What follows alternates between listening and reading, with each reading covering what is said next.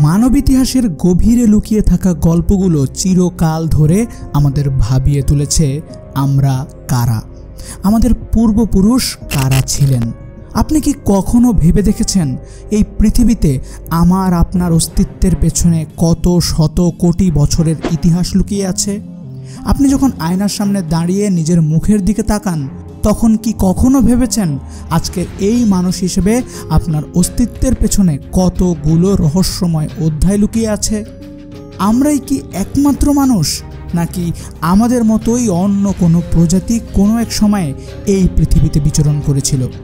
এই প্রশ্নের উত্তর দিতে হলে আমাদের পেছনে ফিরে যেতে হবে মানব বিবর্তনের লক্ষ লক্ষ বছর আগের অধ্যায়ে। আমরা আজ হোমো সেপিয়েন্স নামে পরিচিত হলেও আমাদের অস্তিত্বের পথে ছিল আরও অনেক প্রজাতি। এই প্রশ্নগুলোর উত্তরে আমরা যতই গভীরে যাই ততই আবিষ্কার করি রহস্যময় কিছু নাম, হোমো ইরেক্টাস কিংবা হোমো হ্যাবিলিস এবং সব শেষে হোমো নিয়ান্ডারথালেন্সিস, যাদের কাহিনী আজও অজানা রহস্য আর চমক নিয়ে অপেক্ষা করছে। কিন্তু তারা কি আমাদেরই মতো মানুষ ছিল?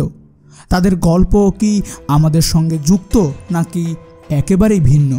যদি না হয়, তাহলে তাদের সঙ্গে আমাদের সম্পর্ক কিভাবে জুড়ে আছে ইতিহাসের পাতায়? এই সকল প্রশ্নের উত্তর লুকিয়ে আছে আমাদের বিবর্তনের ভেতরে। আসুন আজ আমরা সেই ইতিহাসের দরজায় খুলে দেখি। এটা এমন এক কাহিনী যেখানে প্রতিটি বাঁকি রয়েছে নতুন রহস্য।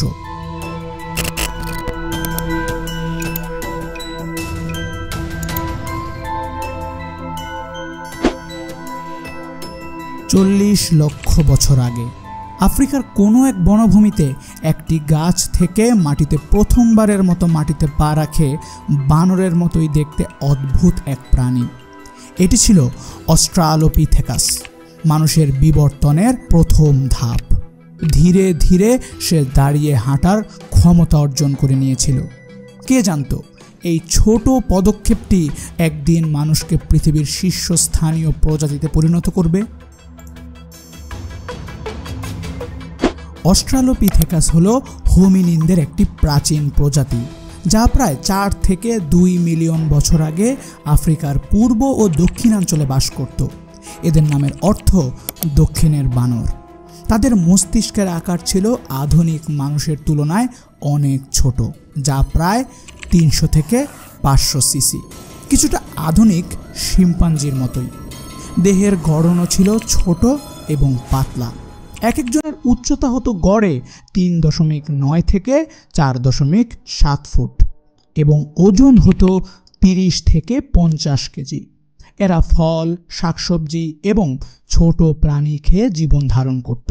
যদিও এরা সরাসরি আধুনিক মানুষের পূর্বপুরুষ নয়, তবে অস্ট্রালোপিথেকাস প্রজাতির বিবর্তন থেকে পরবর্তীতে হোমো প্রজাতি যেমন হোমো হাবিলিস উদ্ভূত হয়েছে বলে বিজ্ঞানীরা মনে করেন। এরপর আসে হোমো হ্যাবিলিস, যারা পাথরের সরঞ্জাম তৈরি করেছিল এবং প্রথমবারের মতো বুদ্ধির শক্তি ব্যবহার করেছিল।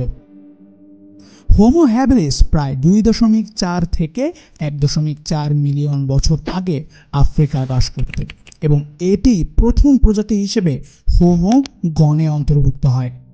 হ্যাবিলিস নামের অর্থ হ্যান্ডিম্যান, কারণ এরা পাথরের সরঞ্জাম তৈরি ও ব্যবহার করতে পারত।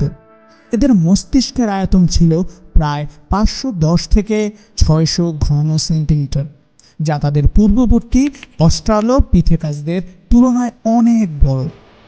হোমো হ্যাবিলিস 2 পায়ে হাঁটতে পারত এবং ছোট আকারের দেহ ও অপেক্ষাকৃত দীর্ঘ বাহু ছিল।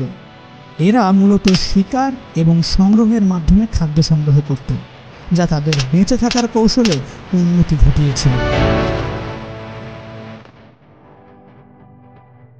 এই ধারাবাহিকতায় আরও অনেক ধাপ পেরিয়ে আমরা পৌঁছে যাই হোমো ইরেক্টাসে। হোমো ইরেক্টাস প্রায় 1.8 মিলিয়ন বছর থেকে 1 লাখ বছর আগে পর্যন্ত পৃথিবীতে বসবাস করা একটি প্রাচীন মানব প্রজাতি, যা মানব বিবর্তনের একটি গুরুত্বপূর্ণ ধাপ। এদের নামের অর্থ আপরাইট ম্যান বা খাড়া মানব, কারণ এরা সম্পূর্ণভাবে 2 পায়ে সোজা হয়ে চলাফেরা করতে পারত। হোমো ইরেক্টাসই প্রথম মানব প্রজাতি যারা আফ্রিকার গণ্ডি পেরিয়ে ইউরোপ ও এশিয়া হয়ে ছড়িয়ে পড়েছিল পৃথিবীর বিভিন্ন প্রান্তে। এরা আগুনের ব্যবহার জানত, যার ফলে খাবার রান্না করে খেত। এছাড়াও আগুনের ব্যবহার তাদের বিরূপ পরিবেশের সাথে, বিশেষ করে শীতপ্রবণ অঞ্চলে নিজেদের মানিয়ে নেওয়ার দক্ষতা তৈরি করে দিয়েছিল। এরা পাথরের সরঞ্জাম তৈরি করত এবং শিকার ও সংগ্রহ করে জীবন ধারণ করত। হোমো ইরেক্টাসের মস্তিষ্কের আকার ছিল প্রায় 700 থেকে 120 সিসি, যা এদের চিন্তা শক্তি ও সামাজিক আচরণকেও আরও উন্নত ও বিকশিত করেছিল। তাদের শারীরিক গঠন আধুনিক মানুষের কাছাকাছি হলেও কিছু বৈশিষ্ট্য, যেমন ঘন হাড়ের খুলি, সামনের দিকে প্রসারিত চোয়াল, প্রাচীন মানব প্রজাতিগুলোর মতোই ছিল। তবে আধুনিক মানুষের, বিশেষ করে হোমো সেপিয়েন্স সরাসরি পূর্বপুরুষ ছিল হোমো হাইডেলবার্গেনসিস। তারাই ছিল সেই প্রজাতি যেখান থেকে দুটি পৃথক শাখা তৈরি হয়, যার একদিকে আধুনিক মানুষ বা হোমো সেপিয়েন্স আর অন্যদিকে ইউরোপ এবং এশিয়ার শীতল পরিবেশে অভিযোজিত নিয়ান্ডারথাল। হোমো হাইডেলবার্গেনসিস প্রায় 6 লাখ থেকে 2 লাখ বছর আগে আফ্রিকা, ইউরোপ এবং এশিয়ার বিভিন্ন অঞ্চলে বসবাস করত। এদের মস্তিষ্কের আকার আধুনিক মানুষের থেকে কিছুটা ছোট ছিল, তবে হোমো ইরেক্টাসের চেয়ে উল্লেখযোগ্যভাবে বড়ই ছিল। এছাড়াও আগুন ব্যবহার করত, শিকার করত এবং পাথরের সরঞ্জাম তৈরি করত। ইরেক্টাসদের মতো তাদের হাড়ের গঠনও শক্তিশালী ছিল। 4 লক্ষ বছর আগে বিবর্তনের এই যাত্রায় আবির্ভূত হয় নতুন এক নাম, হোমো নিয়ান্ডারথালেন্সিস। এটি ছিল এমন এক প্রজাতি যারা আধুনিক মানুষের মতোই বুদ্ধিমান ছিল। তারা শিকার করত, গোষ্ঠীবদ্ধ হয়ে থাকত, এমনকি আগুনও ব্যবহার করত। তবে তাদের শারীরিক গঠন ছিল মানুষের থেকে কিছুটা ভিন্ন। তারা শক্তিশালী, অপেক্ষাকৃত খাটো এবং বড় মাথার খুলি সম্পন্ন ছিল। নিয়ান্ডারথালদের দৈনন্দিন জীবন ছিল কঠিন। শীতল আবহাওয়া, খাদ্যের অভাব এবং কঠোর পরিবেশে টিকে থাকার জন্য তাদের প্রতিনিয়ত সংগ্রাম করতে হতো। তারা ছিল অত্যন্ত সহনশীল এবং সৃজনশীল। নিয়ান্ডারথালরা গুহার দেয়ালে চিত্রাঙ্কন করত এবং মৃতদের সমাধি দিত, যা তাদের সামাজিক ও আধ্যাত্মিক দিকগুলোকে দারুণভাবে ফুটিয়ে তোলে। কিছু গবেষক বিশ্বাস করেন তাদের মধ্যে দিয়েই মানুষের মাঝে ধর্মীয় ধারণার সূচনা ঘটেছিল। আরও ঠিক 3 লক্ষ বছর আগে উদ্ভব ঘটে আধুনিক হোমো সেপিয়েন্সের। এর ভাষা এবং সামাজিক কাঠামোয় নিয়ান্ডারথালদের থেকেও উন্নত ছিল। আধুনিক মানুষের মস্তিষ্কের আকার নিয়ান্ডারথালদের মতো বড় হলেও তাদের মস্তিষ্কের গঠন কিছুটা আলাদা ছিল। তাদের ফ্রন্টাল লোব নিয়ান্ডারথালদের তুলনায় বেশ উন্নত ছিল। এখানে বলে রাখা প্রয়োজন যে মস্তিষ্কের ফ্রন্টাল লোব জটিল চিন্তাভাবনা, পরিকল্পনা এবং ভাষার জন্য অত্যন্ত গুরুত্বপূর্ণ। ফলস্বরূপ নিয়ান্ডারথালদের যেখানে ভাষাগত দক্ষতা সীমিত ছিল এবং তারা জটিল শব্দ ভাণ্ডার তৈরি করতে বা রূপক অর্থ প্রকাশ করতে পারত না, সেখানে এসব গুণাবলীর কারণে সামাজিক কাঠামোর ক্ষেত্রে আধুনিক মানুষেরা নিয়ান্ডারথালদের ছাড়িয়ে যায়। আধুনিক মানুষ শিকার ও জীবিকার জন্য বড় বড় গোষ্ঠীতে কাজ করত, যেখানে কার্যকর যোগাযোগ এবং ভূমিকার বন্টন খুবই গুরুত্বপূর্ণ ছিল। অন্যদিকে নিয়ান্ডারথালরা ছোট গোষ্ঠীতে বসবাস করত এবং তাদের মধ্যে সহযোগিতা ও সাংগঠনিক দক্ষতা কম ছিল।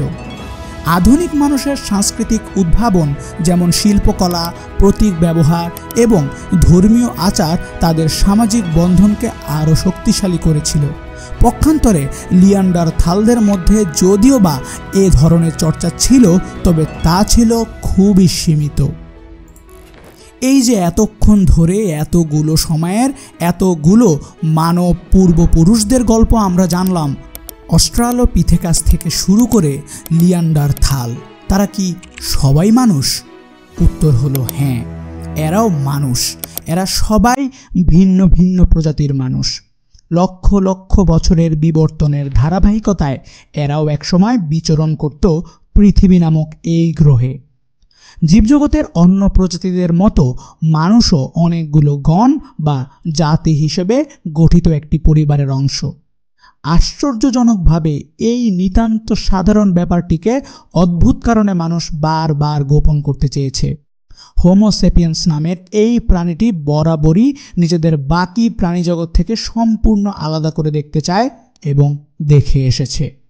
ভাবখানা এমন যেন তারা অনাথ একটা প্রজাতি, তারা কোনো পরিবারের অংশ নয়, তাদের কোনো ভাই বোন নেই, এমনকি পিতামাতা বা অন্য কোনো পূর্বপুরুষও নেই। তা কিন্তু একেবারেই সত্য নয়।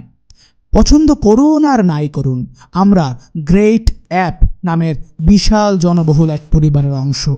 আমাদের পরিবারের জীবিত নিকটাত্মীয়দের মধ্যে শিম্পাঞ্জি, গরিলা এবং ওরাং ওটাং উল্লেখযোগ্য। এর মধ্যে শিম্পাঞ্জিরা আমাদের সবচেয়ে কাছের আত্মীয়। বিজ্ঞানীদের ধারণা অনুযায়ী প্রায় 60 লাখ বছর আগে শিম্পাঞ্জি এবং আধুনিক মানুষের পূর্বপুরুষেরা আলাদা হয়ে যায়। হোমো সেপিয়েন্স আরও বিব্রতকর একটা সত্য এতদিন গোপন করে এসেছে। সেপিয়েন্সের যে কেবল অনেকগুলো অসভ্য বন্য জ্ঞাতি ভাই আছে তাই নয়, ইতিহাসের একটা পর্যায়ে আমাদের বেশ কিছু আপন ভাই বোনও ছিল। আমরা এতদিন নিজেদেরই একমাত্র মানুষ হিসেবে জেনে এসেছি, কারণ গত 10,000 বছর ধরে শুধু এই সেপিয়েন্সরাই পৃথিবীতে মানুষ গোত্রের প্রাণী হিসেবে টিকে আছে। আমরা ইতিমধ্যে যে জীববৈজ্ঞানিক শ্রেণীবিন্যাস পদ্ধতি দেখেছি, সেই পদ্ধতি অনুযায়ী মানুষ শব্দটার সত্যিকার মানে হলো হোমো গণের অন্তর্ভুক্ত প্রাণী। অতীতে এই হোমো নামক গণটির আরও অনেক প্রজাতির প্রাণীর অস্তিত্ব ছিল।